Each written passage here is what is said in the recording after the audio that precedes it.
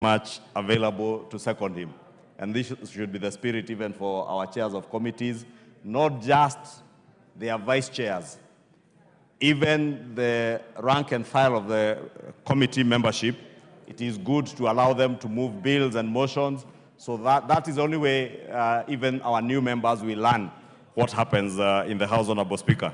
So that in the next parliament or later, within the session of this parliament, one doesn't become a chair and can't even move a bill.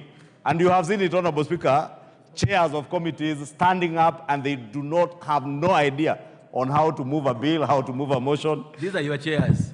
These are your chairs, so do the needful. It probably also speaks volumes, Honorable Speaker, to the kind of induction that we do. And maybe the chair of the Liaison Committee, our very able Deputy Speaker, should consider another round of induction of the chairs.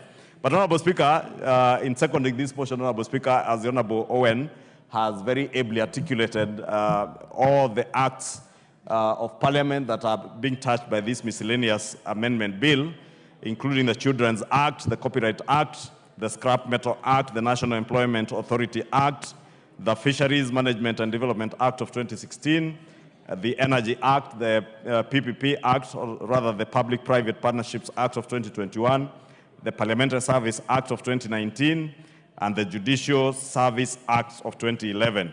And Honorable Speaker, as members are aware, all our statute law miscellaneous amendments bills, and without the exception of this one, are usually to realign our laws or existing statutes with minor amendments that may not necessarily need a substantive bill to be published to amend. And Honorable Speaker, this bill is no exception. As I said, if you look at the amendments on the Children's Act, Honorable Speaker, this is basically aligning the Act to a court ruling. Honorable Speaker, you know the Children's Act of 2022 had a provision that denied sole male applicants from adopting a child unless that child was your relative, Honorable Speaker. And the courts have ruled that that was unconstitutional, and therefore that particular amendment is simply aligning with what the courts have ruled. Honorable Speaker, on the Copyright Act, as the Honorable Owen Bayer ably articulated, is touching on the provisions for equitable remuneration of our performers and producers of sound recordings, and also expanding the responsibilities of collective management organizations towards authors and performers. This, Honorable Speaker, is to ensure that our content creators, our performers and producers of sound recordings are properly remunerated, and the management organizations that run these things are not collecting money and administering that money in a way that disadvantages the producers of the sound recordings and performers. Honorable Speaker, on the Scrap Metal Act, as again was ably articulated by my deputy, this proposes to amend the Scrap Metal Act to provide for a special license for dealing in copper, aluminium, and their alloys. And Honorable Speaker, members including the Honorable Farah and the Honorable Member for Kieni, the Honorable Shieni, who represents the people of Kieni, and the Honorable Farah, who is our Deputy Speaker, and is always, when he's on the seat, is shouting order. Affirming order in the House. But surprisingly, when he's not on the seat, he's behaving in a manner likely to be described as disorderly. I was attracting their attention, Honorable Speaker, so that they may listen, because the Honorable Farah's constituents have a problem with power on the grid, and that he knows. And part of the problems have emanated from people vandalizing transformers, vandalizing lines on the grid because they are looking for aluminium, others are looking for copper or copper and aluminium alloys. And therefore, we want to have a special license so that if you deal with copper and aluminium to stem the rising cases of vandalism of transformers and other state or public infrastructure, Honorable Speaker, you will see even aluminium guardrails on our roads that are there to secure us on the roads in case of accidents, Honorable Speaker. People vandalize these things and go and smelt for a song things that are public infrastructure, Honorable Speaker. And you remember when the former President Uhuru Kenyatta was commissioning the SGR Phase 2, you remember him swearing in God's name that he will cite the execution of anybody who vandalizes that line. But you will be surprised, Honorable Speaker, parts of that line are still being vandalized, especially the rails, the guardrails along the corridor are being vandalized. Therefore, there must also be penalties. And now the amendments that we are doing here are enhancing penalties, so that if you are caught having vandalized any public infrastructure, Honorable Speaker, in the name of acquiring scrap metal, whether it is aluminium, whether it is copper, then you will pay very hefty fines and penalties that will deter vandalism and, of course, ensure that those who are trading in scrap metal are trading in scrap metal that is legally acquired, not vandalized from public infrastructure, like in our power sector, our road sector, and other public utilities, Honorable Speaker. Honorable Speaker, I don't want to go to each of the acts because the Honorable Owen Baya has very ably articulated all the amendments in all the other acts, and I thought I could just mention those as I second, and I beg to second, Honorable Speaker. I see the Honorable Owen is telling me to amplify the one on the Parliamentary Service Acts of 2019.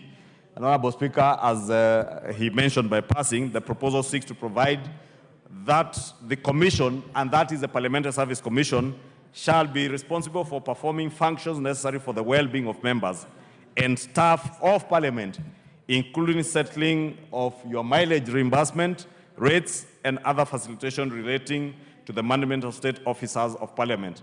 Honorable Speaker, I don't want to elaborate, but members know what this means. And if you know what this means, I have never in my life as a member of Parliament benefited from a shilling or even a coin in the name of what is called mileage. And even the member for Dagoretti North, the Honorable Beatrice Elach, from the time she was a nominated member of Parliament in Nairobi, and now that she represents a constituency in Nairobi. And you know, when you get a lady being elected in a constituency member, and especially in a volatile constituency like Dagoretti North, you must give respect to that kind of honorable member being elected in a constituency like that. And she will tell you she has never benefited from even a shilling in her time as a member of Parliament, despite the fact that she may have to do more trips to her constituency and back from Parliament. Within a day or within a week, she does more trips and covered more mileage than a member like our former Deputy Speaker, the Honorable Farah, who will probably go to his constituency once every weekend, travel for 300 kilometers to and fro, but that is the 30 kilometers the Honorable Beatrice will do 5 times probably in a day. It is possible for the member for Dagoretti North to be in her office at 7 a.m. At 8:30, she is in her constituency. 9:30, when the house is rising, she is here. At 11, she goes back to her constituency office, comes back to the house, and the same in the afternoon. And therefore, she also warrants to get some mileage.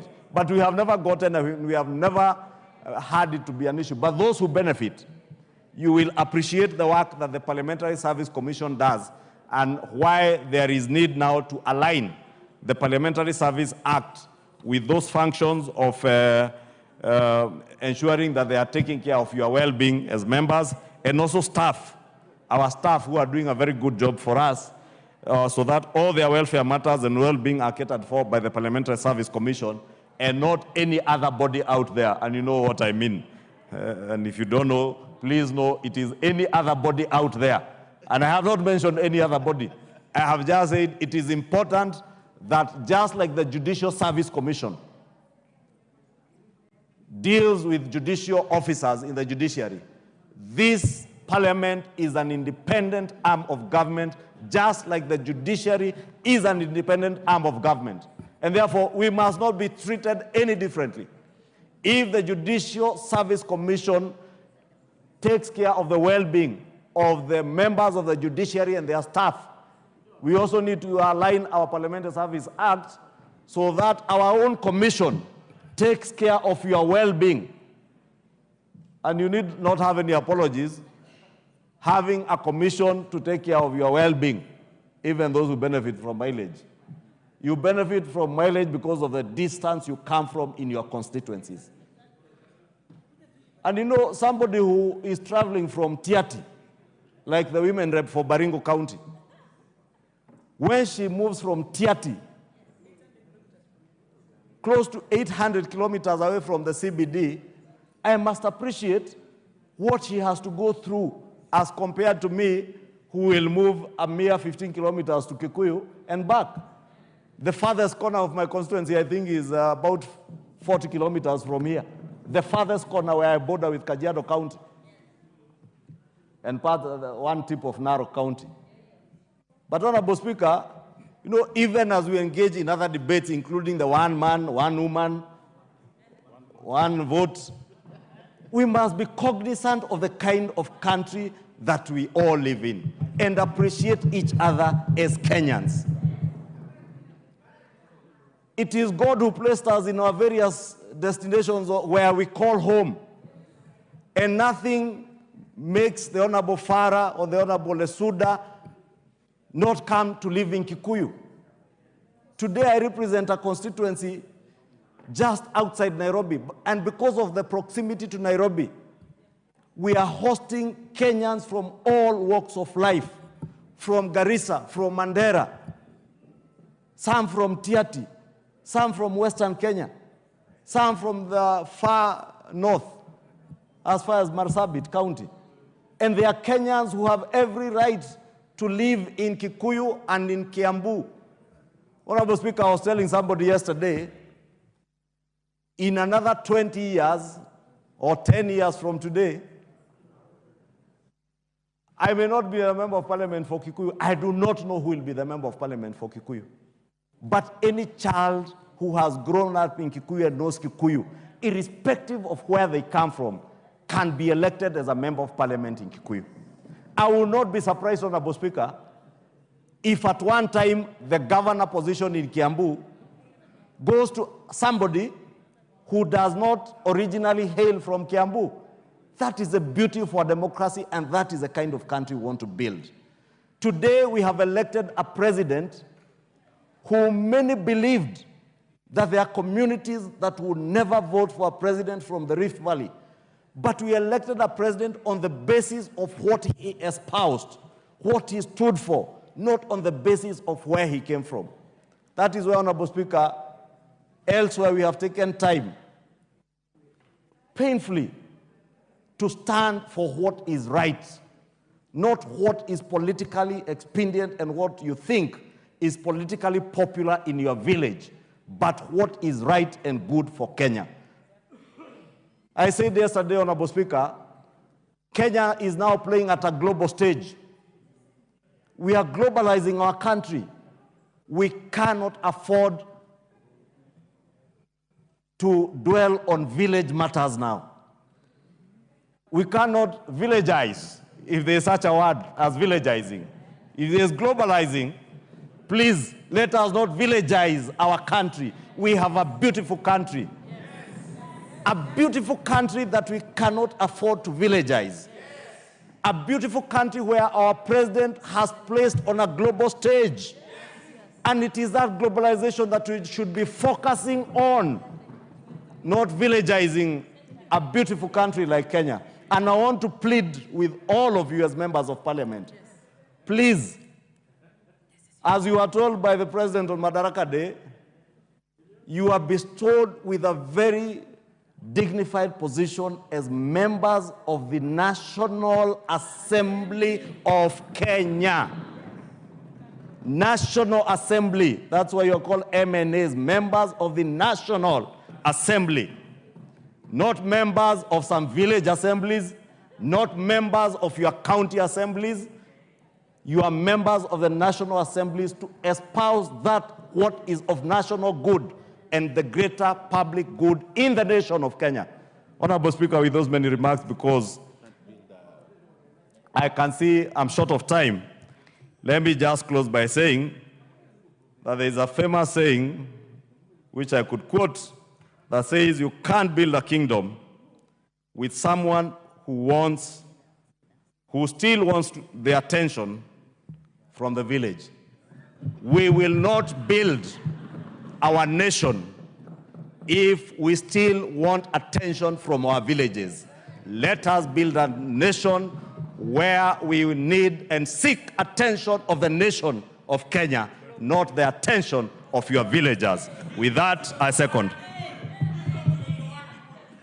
Thank you. So, the Honorable Ichung'wa, did I hear you say 1 man, 1 woman, or 1 man, 1 shilling? What did you say? 1 man, 1 woman? 1 man, 1 woman. Not 1 shilling. Honorable Speaker, I think I said 1 man, 1 woman, 1 woman, because you know I am a man of a Christian faith. I am married to a beautiful lady from Nyeri County, and you know what they say of our beautiful ladies from Nyeri County, and therefore have to keep